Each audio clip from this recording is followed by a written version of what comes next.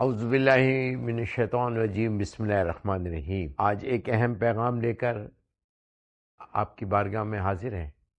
میں اپنے پاکستانی عوام سے مخاطب ہوں۔ جیسا کہ آپ کے علم میں ہے کہ مشرقی سرحدوں پر افغانستان کے مسلسل حملے جاری ہیں۔ کل عدم ٹی پی بھارت کی ماں پر پاکستان میں دہشت گردی کر رہی ہے۔ 90,000 پاکستانیوں کو شہید کیا گیا، جس میں بچے، عالم، میجر، جنرل، یعنی کہ ہر طبقہ کو دہشت گردی کا نشانہ بنایا گیا۔ اس کی وجہ یہ کہا کہ ہم شاید غیروں کا ساتھ دے رہے ہیں۔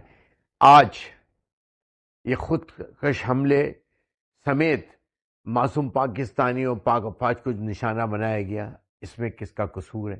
لاکھوں افغانیوں کی مہمان نوازی ہم نے کی، اپنے منہ کا نوالا دیا۔ بھارت کے کہنے پر کلمہ گو مسلمانوں پر، پاکستان کے معصوم بچوں پر مسلسل بمباری جاری ہے، دہشت گردی جاری ہے، جو کہ ناقابل برداشت۔ اور ہمارے دفاع پہ معمور پاک فوج کے جوانوں، افسروں کو دہشت گردی کا نشانہ بنایا، جس کی جتنی مذمت کی جائے کم ہے۔ کر رہے ہیں انشاءاللہ ہماری قوم، ہمارے ملک پاکستان کی عوام کا اتحاد اور یکجہتی انشاءاللہ تعالی ان کی کوششوں کو ناکام بنائیں گے۔ پاکستان کی عوام پاک فوج کی جانب سے جاری کالعدم فتنہ الخوارج کے خلاف کارروائیوں کی مکمل حمایت کرتی ہے۔